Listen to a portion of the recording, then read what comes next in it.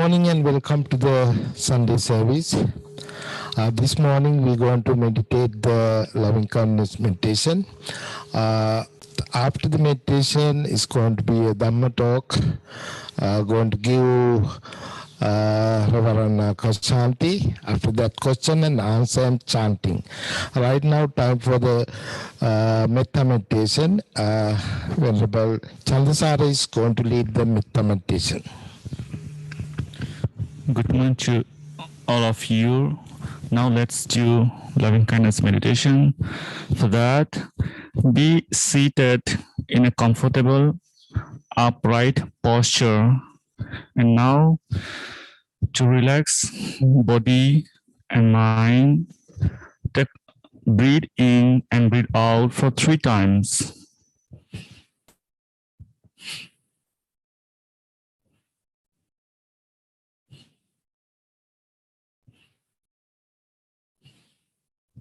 Okay, now let's spread loving kindness in this way. May all the living beings be physically healthy. May all the living beings be free from external danger. May all the living beings be mentally healthy.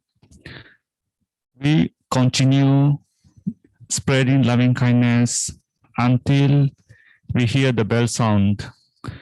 May all the living beings be physically healthy.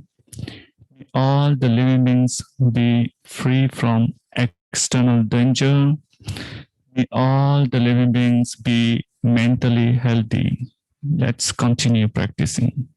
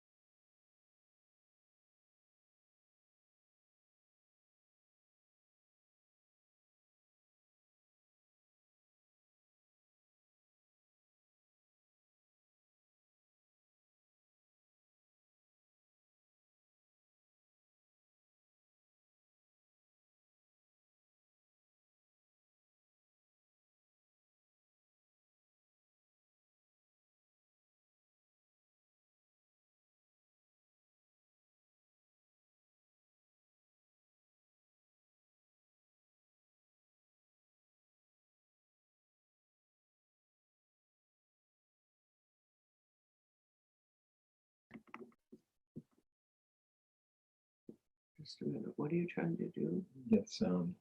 There may not be any sounds, just meditation.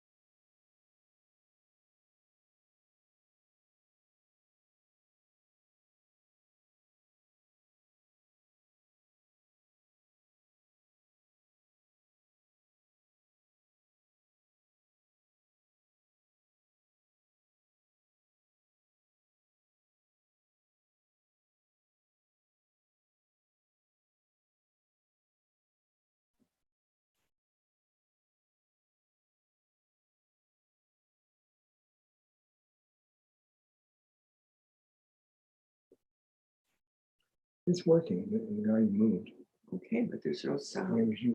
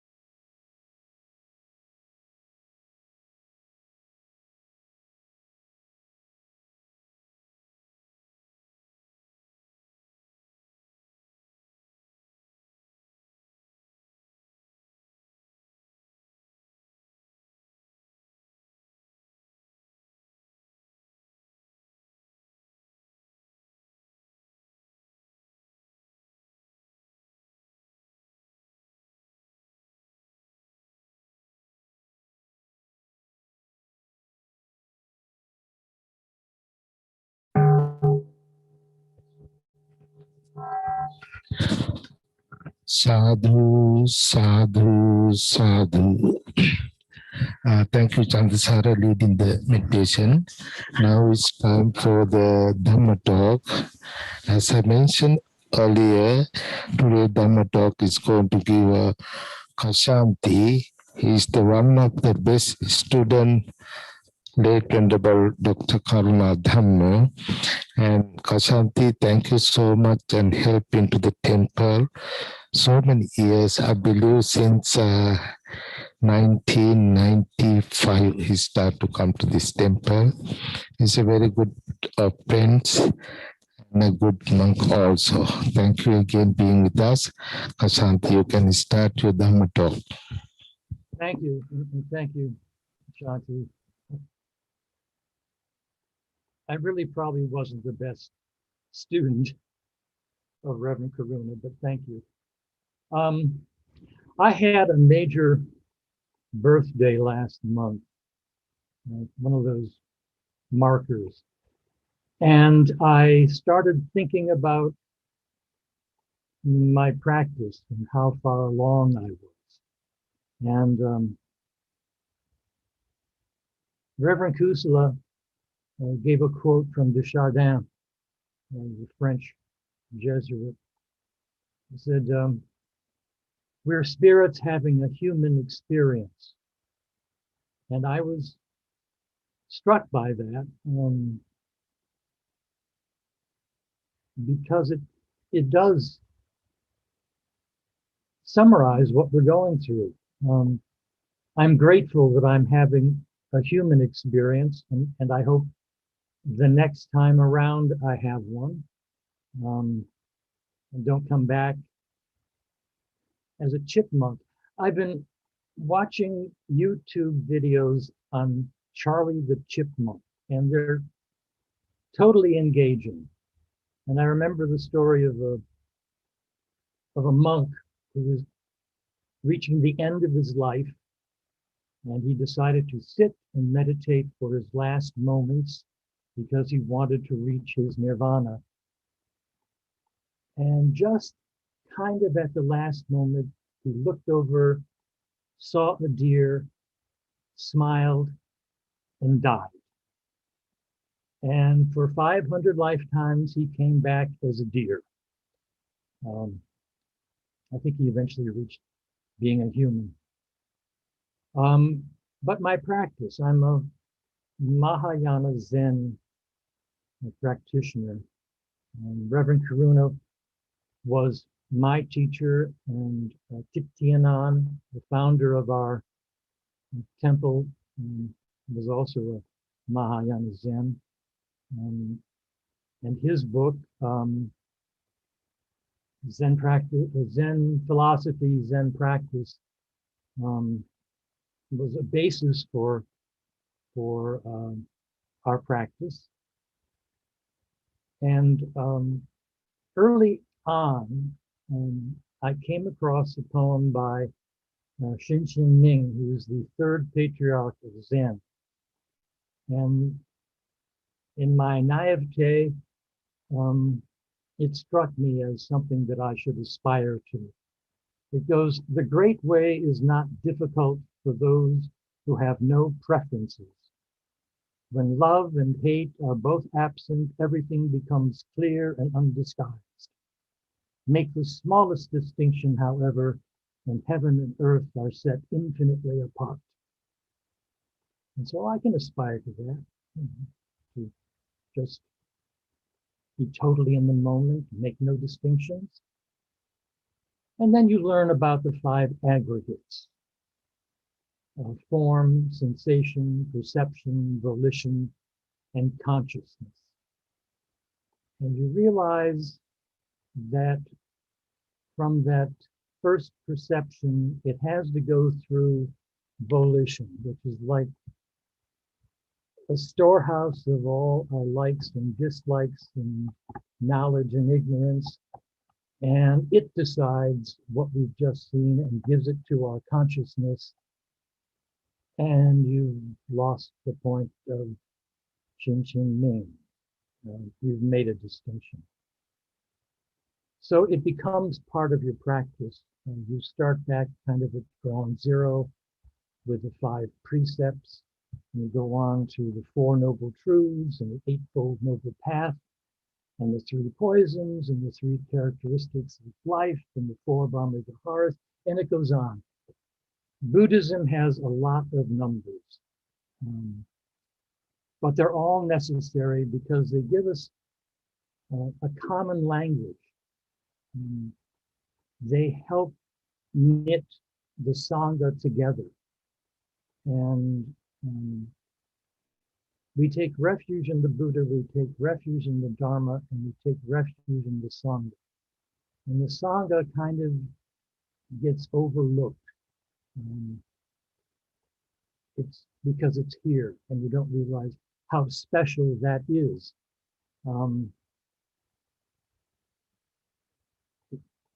There was a prisoner in the South, and when you write prisoners, he became very interested in Buddhism, and he wanted to take the precepts. And because he was in maximum security, he was only allowed a 5-minute call. But even getting that 5-minute call was difficult because in the South, they didn't know what Buddhism was. They thought it was witchcraft or a cult. And it took a lot of convincing that this was a religion and that this person wanted to partake in it. So we got 5 minutes, 5 or 6 of us together with Reverend Karuna on a phone call, on speakerphone, giving the precepts in 5 minutes. A more benign story, Shraddha and I performed a wedding ceremony for some friends. It was in a park. Afterwards, people came up and said, oh, it was a lovely ceremony, and it was so touching. But can we ask, where did you get your costumes? And it was like, no, these are robes. This is part of it. Because it was a mystery to them. So when I guess now Zoom, or when I go to the temple, I'm happy to be with the Sangha because it helps me in the practice. And listening to the Dharma is important. And someone enumerated 5 reasons to listen to the Dharma, I think numbers. One hears what one has not heard before.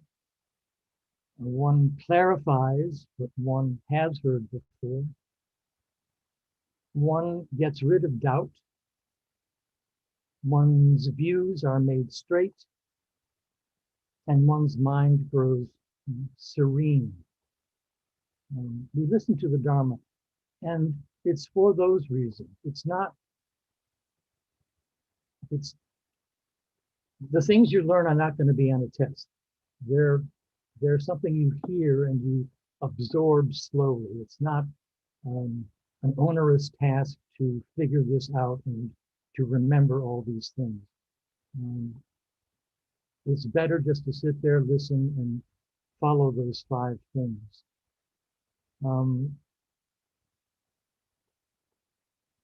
Everyone comes down with certain cornerstones or go-to teachings that on a day-to-day basis help you. And I have several. One is the Heart Sutra, which is a major Mahayana sutra, which gets beyond the cant. No suffering, origination, extinction, and path. No wisdom and no attainment. There's nothing to attain. It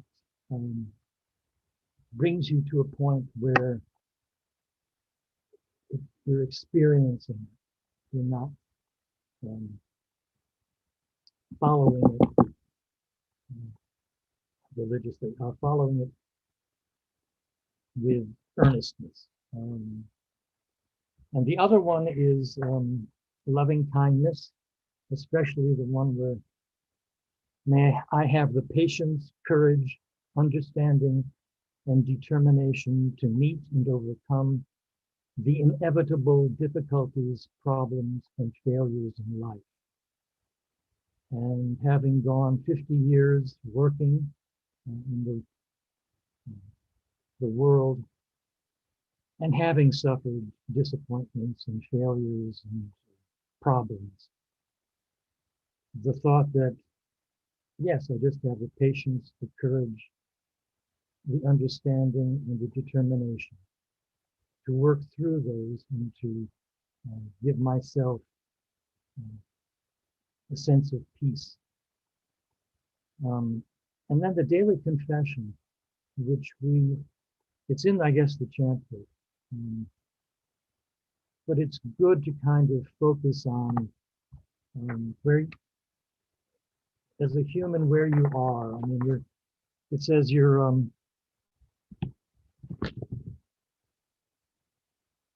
I have lived many lives under heavy karmic obstacles, desire, anger, pride, illusion, and ignorance. Today, because of Buddhist teachings, I know these are mistakes. Therefore, with sincere heart, I confess, I vow to eliminate evils and to do good. I respectfully entreat the Buddhists for their compassionate assistance, body without sickness, mind empty of frustration and anxiety, every day happy to practice the wonderful teachings of Buddha in order to quickly depart from birth and death, understand mind, see into its true nature, develop wisdom, and gain spiritual power in order to rescue all my honored elders, fathers, mothers, brothers, sisters, friends, and relatives. And may all living beings attain Buddhahood. It gives me a path for that particular day and why I am here. I didn't take the Bodhisattva vows when I got full ordination. I try to follow them. I guess I didn't take it because when you take the Bodhisattva vows, they put 3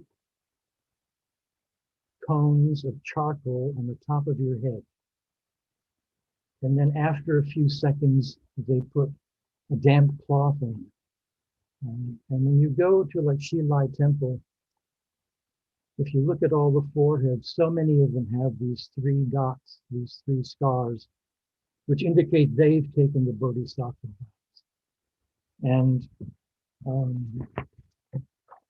I probably should have done it because I'm bald and I had a lot of scars on my head anyway.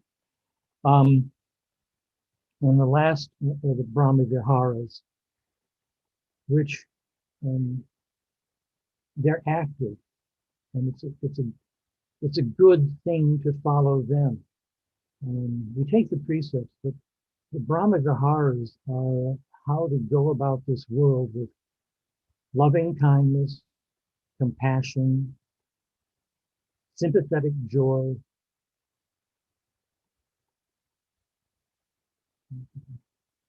and equanimity.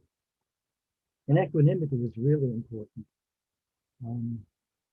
because we want to be in the world but not of it. We want to be able to see what's happening and not take a side. The good, the bad, you're centered in it and you see what's happening. And then there are several major works that you go to because Karuna's teacher was Thich Nhat Hanh. We were given the Zen philosophy and Zen practice, which is a really good book. And if you can get it, please do. Reverend Kusala just recently, in a Facebook posting, put the 7th chapter of the book, and it's on self-reflection, an important thing to see what you're really doing, what your faults are, what your faults are, and what other people's faults are. And Reverend Kusala, if you don't follow him on Facebook, you probably should. because he often puts a teaching that's worth following up, reading it, make it part of your daily practice. Yes, he posts a lot of pictures of cats, but then he also does things like Kenan's chapter 7, and it's good to go through that. Also, the Lotus Sutra. The Lotus Sutra.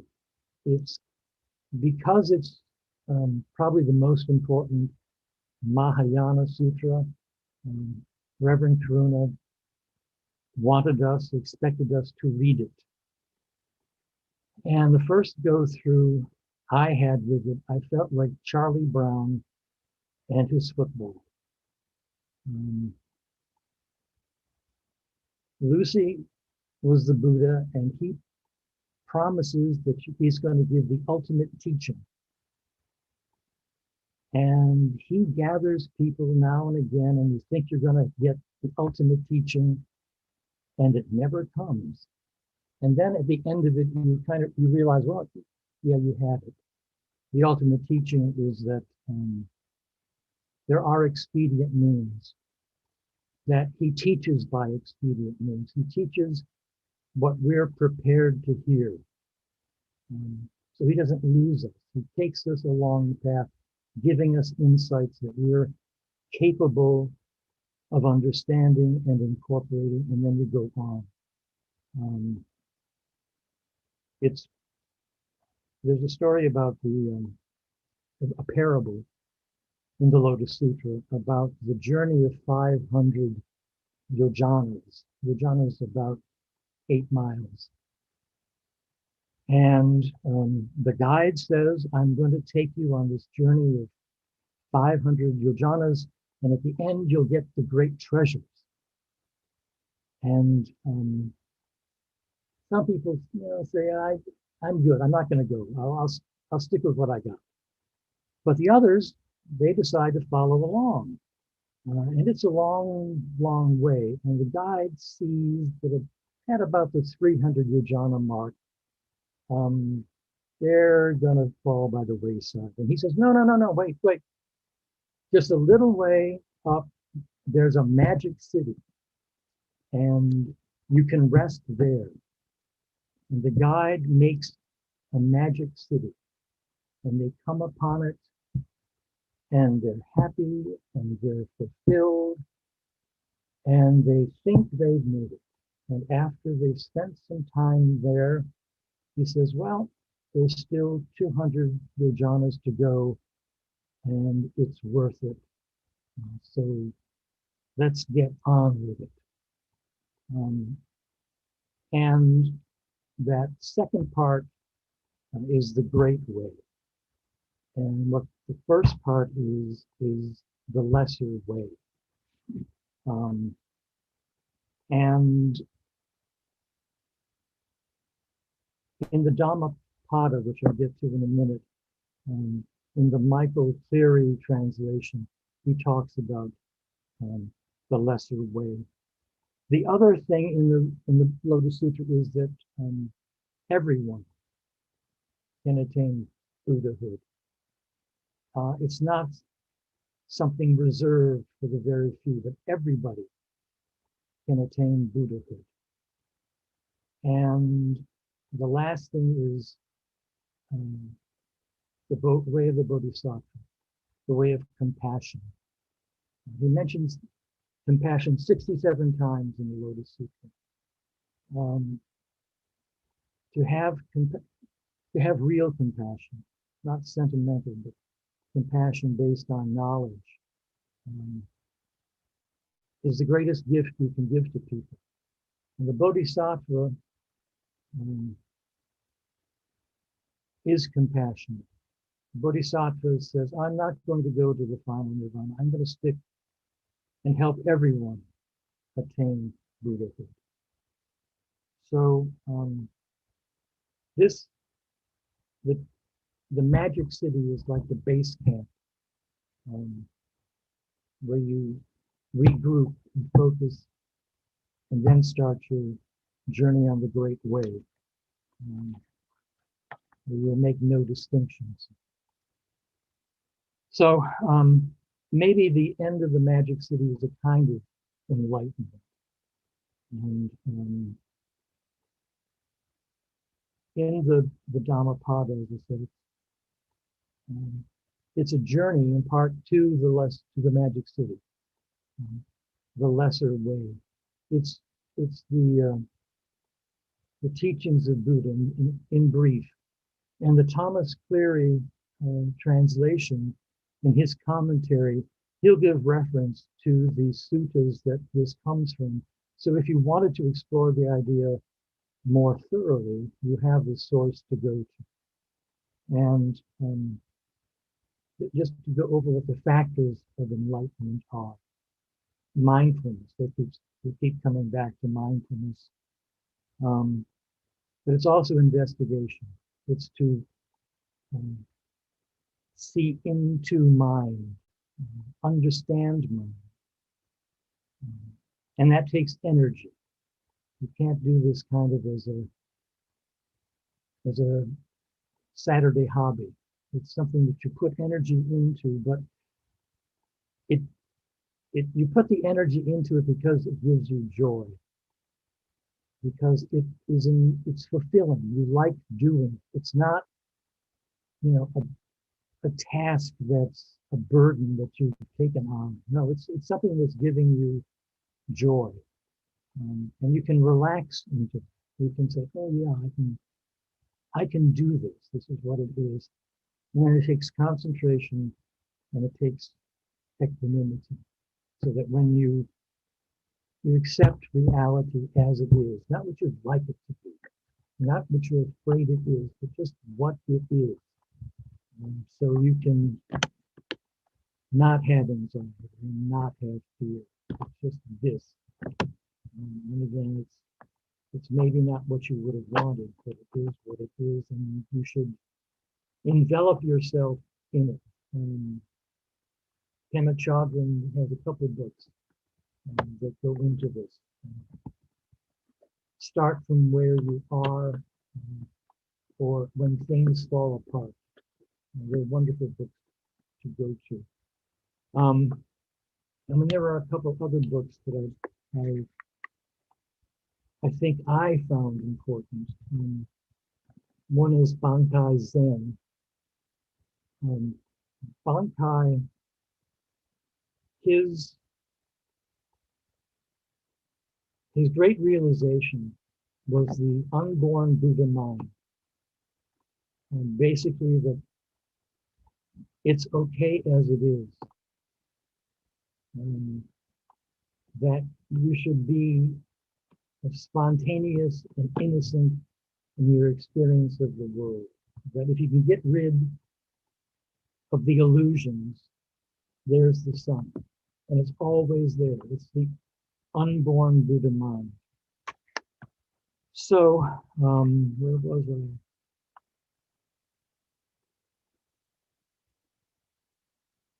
Yeah. So the Dhammapada I go to. And I still find sections of it difficult and I have to work on, especially the one on pleasure, which is also a Chanting name, which is have no affection or no dislike. That's really hard, but it's worth working on to figure out how to get through life and that, because ultimately you want a peaceful existence, and you want a clear mind. You want to know what it really is, not what you deluded yourself for so many years to figure out how to get through it. Maybe it would have been easier not to delude myself. And to remember that, like the lotus, which is so beautiful, but its roots are in the muck and mire, and you have to accept all. The lotus wouldn't exist if its roots weren't buried in the muck and the mire. And then I'll end up with two quotes. Alan Watts says, I had a discussion with a great master in Japan, and we were talking about the various people who are working to translate Zen books into English. And he said, that's a waste of time. If you really understand Zen, you can use any book. You could use the Bible. You could use Alice in Wonderland. You could use the dictionary, because the sound of rain needs no translation. And finally, before enlightenment, chop wood, carry water. After enlightenment, chop wood, carry water. So, I think I'll just keep doing what I'm doing. I'm not at the magic city yet, but who knows, maybe if not this time, the next time, and then maybe the next time after that, I'll get to the great treasure. Thank you. Any questions?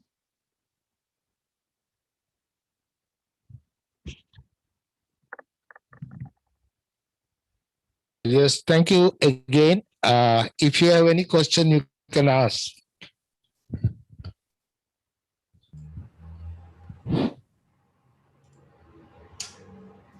I have a question, Benjamin here. You said something about developing a compassion that's not based on sentiment, but based on knowledge. Is it correct to interpret that as meaning that compassion based on sentiment would be compassion based on how someone affects us personally, like we care about someone because they care about us, for example, as opposed to caring about people universally? And could you speak some more on that? Sure. What I meant by sentimental compassion, it's what you think they would like, and what you think they need, as opposed to really looking at the situation and giving them what they need, and giving them what will help them ease their suffering. The idea is not for you to feel good about what you did. That what you did without benefit to you has actually done some good for the person. Bodhidharma, when he went to, I guess, China, the ruler said to him, what do you think of this? I built temples and stupas, and I give to the poor, and I do this and I do that. Have I achieved? What have I achieved? And he said, nothing. And really, if you've done it all because you feel good about it, you haven't achieved anything. You have to do it so that even without them knowing that you did, so they have benefited. You take yourself out of the contention. Thank you. Which means you have passion for yourself first, so you know what really works.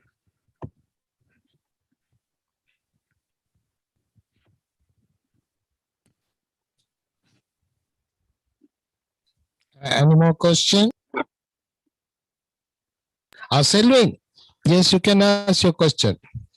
Well, it's I don't know if I really have a question. One, I want to express my gratitude, Reverend Ksanti, for coming to the talk, for sharing your talk with us today. And I couldn't help but think that Reverend Shraddha talked about how you were not originally coming to the temple. And here you're talking about, the quote that Reverend Kusala spirit having a human experience. I think there's something that practicing Buddhism makes at least me connect better with such statements. It's not like so much mental. The one thing that I thought, and I don't know what do you think of this, when you were talking about the different readings that you do, I mean, you're in robes, you still have to do readings. It got me thinking about a lot of the Buddhist teachings that are very repetitive. And it got me thinking about how meditation, like silent sitting meditation, I should say, is also very repetitive. Like watching the breath, whatever type of meditation, it's kind of repetitive. And I was thinking about how sometimes I try to read sutras and I'm like, I like to skip the lines that I already know what he's saying. and I got thinking, it's like that's a meditation type of thing, because it's kind of staying focused with the scripture.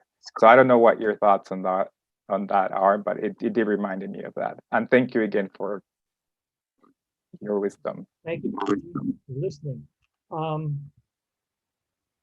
Meditation, it's anything that takes your mind off of the crazy stuff. So if you're reading, intently reading something, that's kind of like a meditation. Anything can be a meditation as long as it focuses you. I like shikantaza, which is just sitting there, not counting the breath, just sitting there and waiting for whatever thought comes in and not holding on to it. Thich Nhat Hanh talks about wall meditation, to just stare at a blank wall and see what comes. And that's kind of like a self-reflection, to just see what keeps popping up and what maybe your faults are. Because we always think of the negative stuff and not how great it is. So, yeah, and the repetition helps because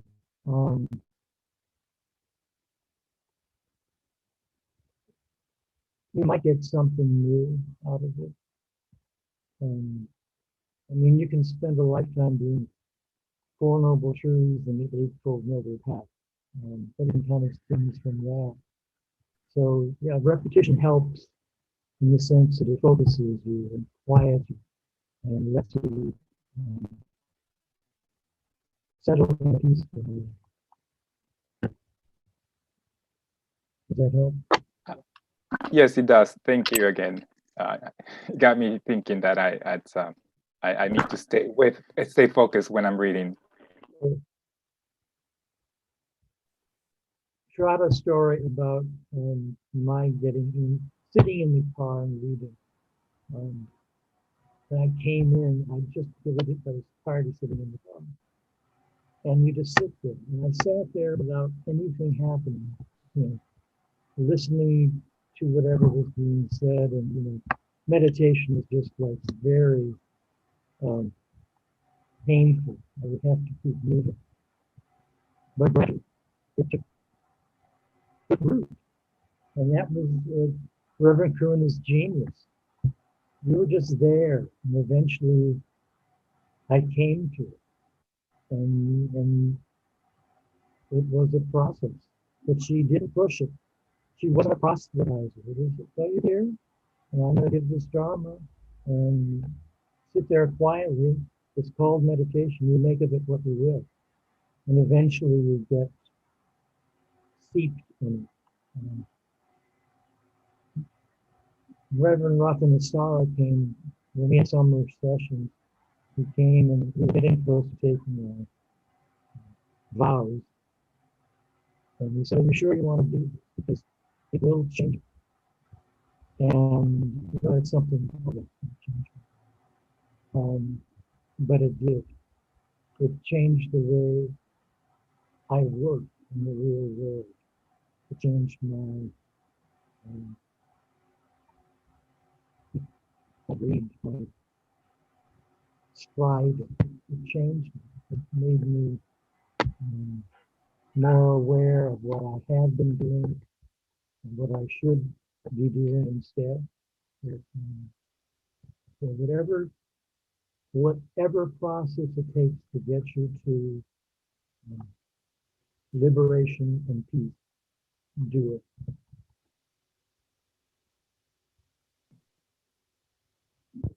Yes. Thank you. Thank you. Thank you again, Ksanti. Thank you, Celine, about your dana, which you bring the last week here.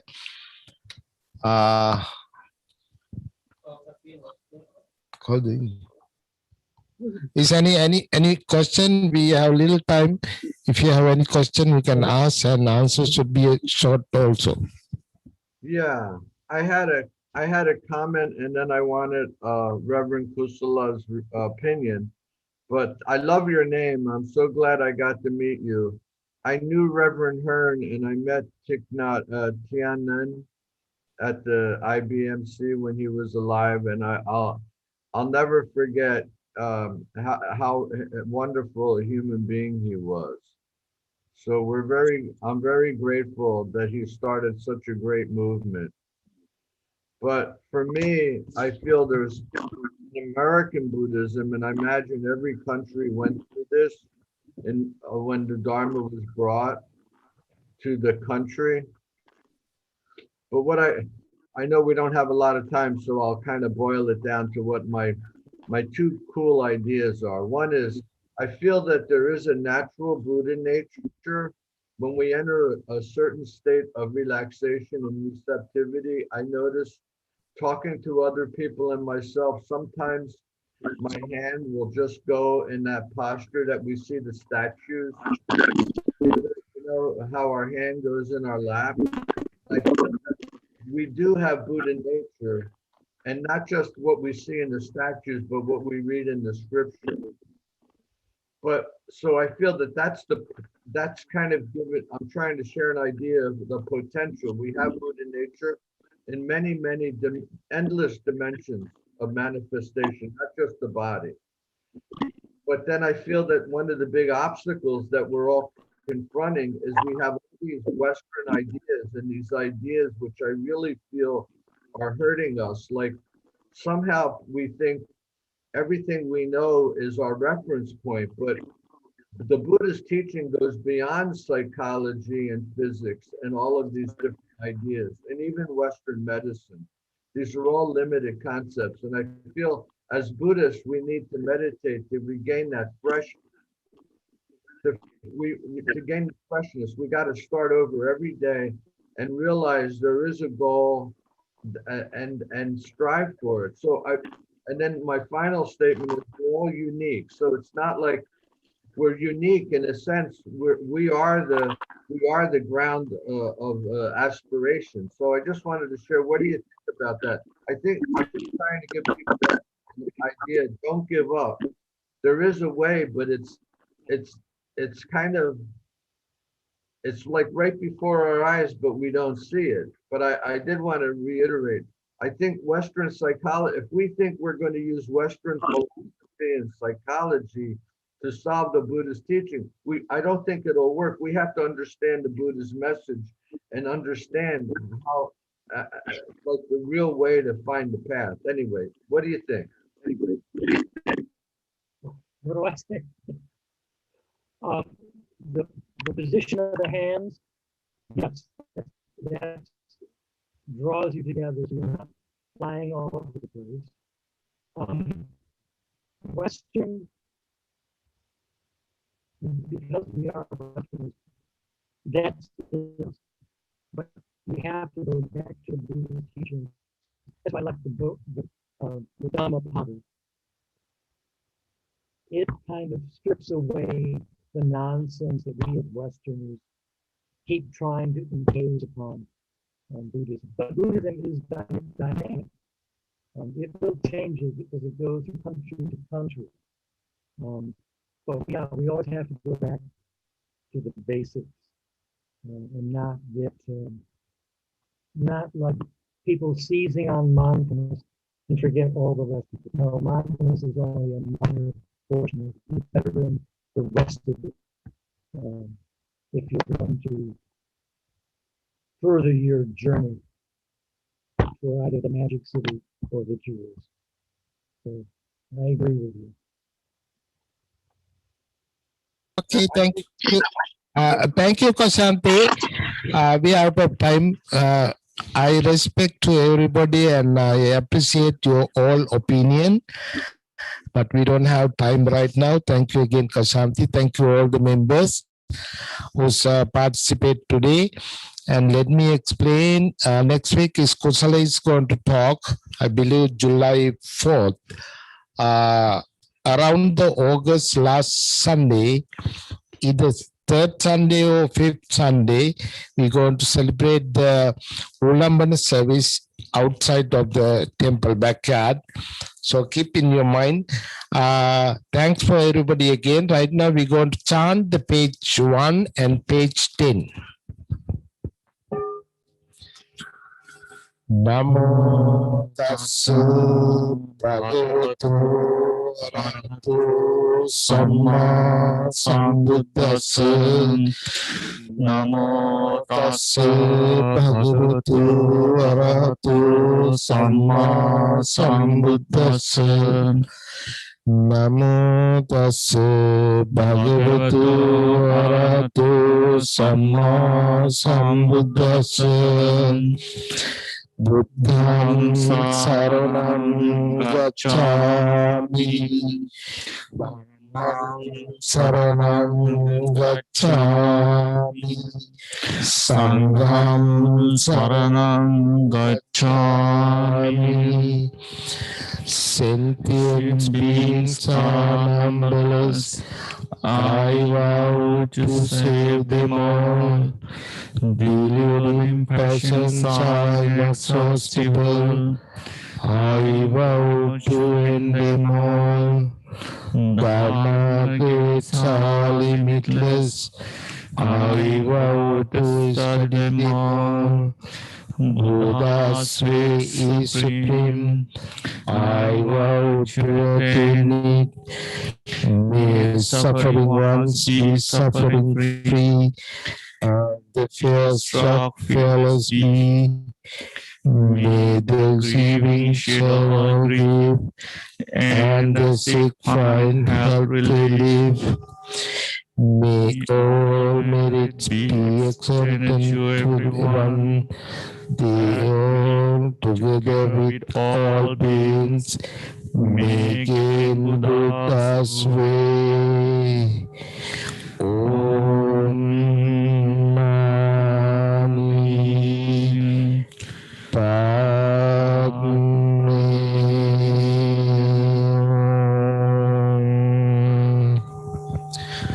By the power of the Buddha, Dhamma and Sangha, by the power of all the meritorial deeds, you all be well and happy. Sadhu, sadhu, sadhu.